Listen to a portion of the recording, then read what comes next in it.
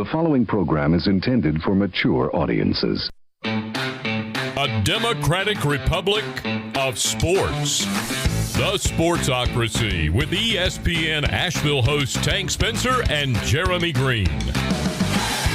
And welcome back into the Wicked Weed studio. I'm Tank Spencer, Jeremy Greene alongside, as always. We are rolling through our NFL draft prep as the big day is quickly approaching. Thursday night at 7 o'clock, we will begin our, I'm going to go ahead and call it marathon coverage of the NFL draft. We will be live for every pick all 3 days, starting at 7 o'clock on Thursday night. And, of course, your Draft Prep Central is right here in the Sportsocracy. Hit that subscribe button so you know when all of our 7-round mock draft videos come out over the next couple of days. And, of course, share it with your friends as well, because we got their team covered too. The New Orleans Saints have the 28th overall pick in this draft, and this is a guy I cannot get away from.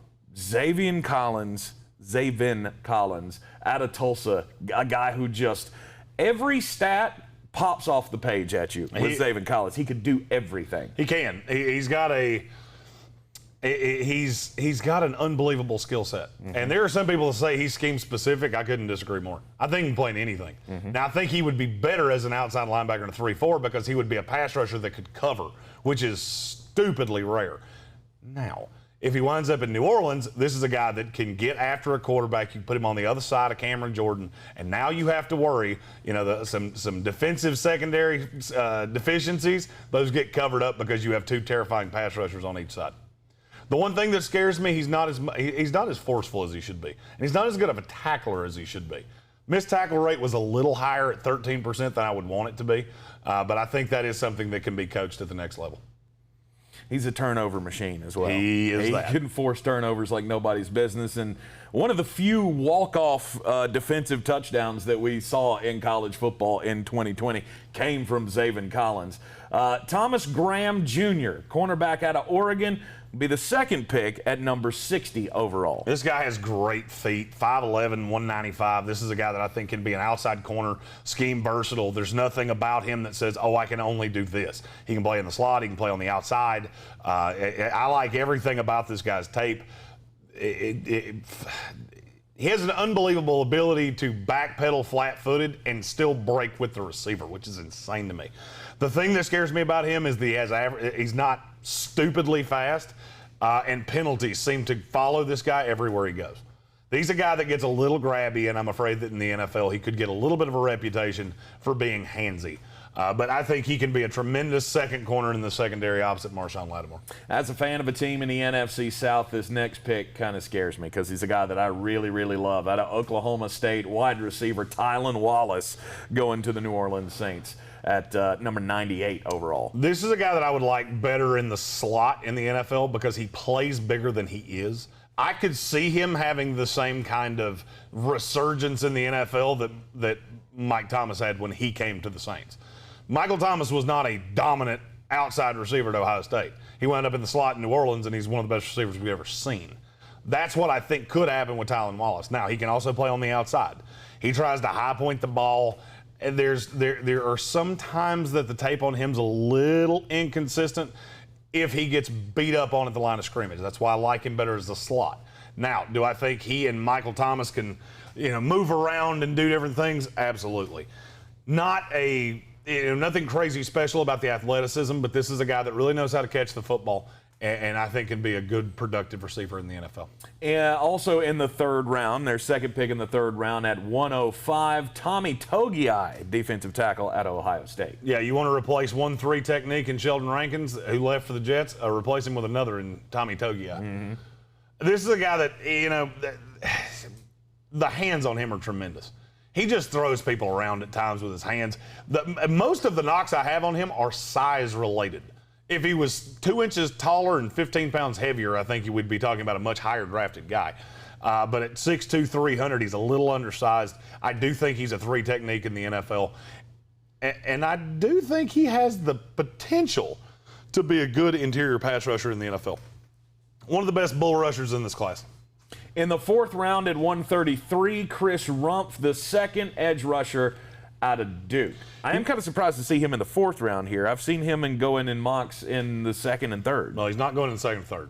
Pro Football Focus had him in the 5th. Really? Here's the problem. The tape on him last year was fucking awful. But no, the year before that, Duke, he was the best pass rusher in the class. So, it's a question of who are you getting? There wasn't a lot at Duke to be tremendously scared of. Duke, they were one of the few teams that didn't opt out because of the coronavirus, but they opted out because of the coronavirus. They played, but they didn't play. Right. I mean, literally every player we talk about from Duke, it's like, hey, you were way better a year ago. Yep, that was the whole team in a nutshell, because they sucked something awful. Chris Rump has the ability. He's one of the most polished pass rushers in this class. The problem is what I saw last year was awful. He wasn't explosive. The hand punch wasn't great. He got shut down. Now, I think he got double teamed.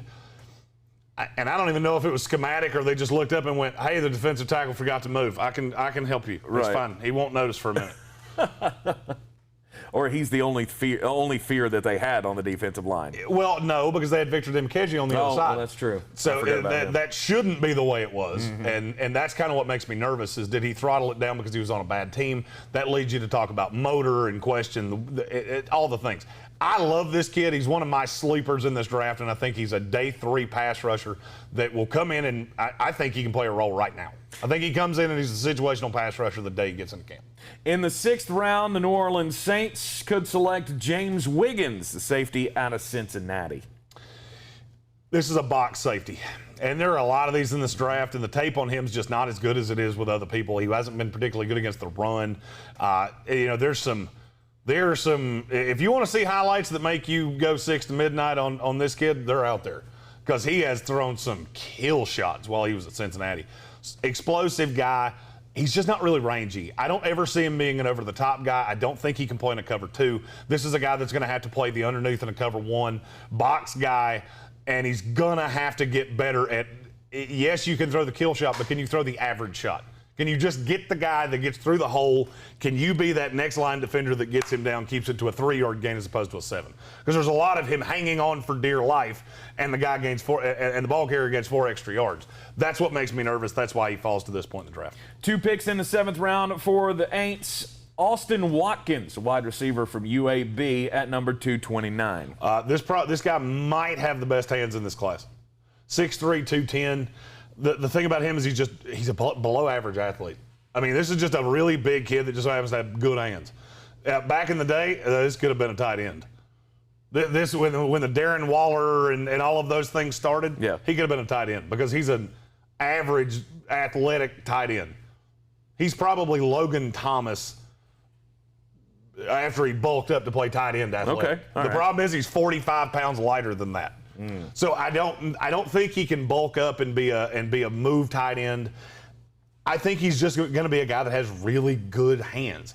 Doesn't start and stop really particularly well. Cuts are sometimes a little rounded and not quick feet, none of those things. But he does have good sink in his break for a guy that's this big.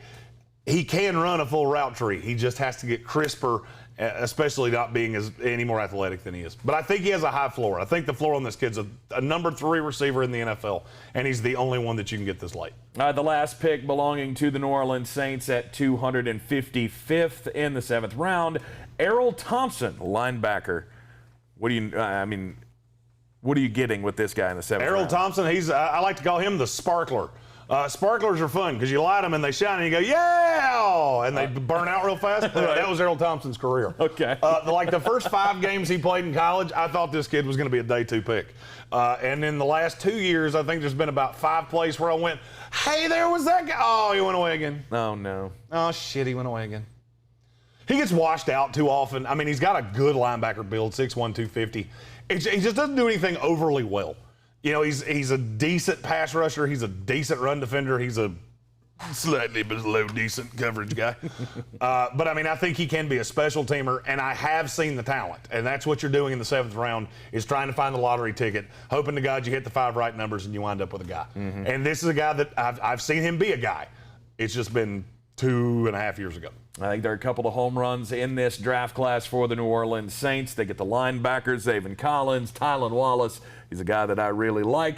Another bang-up job here in the 7-round mock draft for the New Orleans Saints by Mr. Jeremy Greene. Get all of the 7-round mock draft videos in the Sportsocracy. Hit that subscribe button so you get all the videos when they come out, and you'll be involved in the community with us here as we get ready for our 3 days of NFL draft coverage. Thursday night at 7 o'clock, we go live here in the Wicked Weed studio. I'm Tank Spencer. He's Jeremy Greene. Yeah. And we'll see you next time.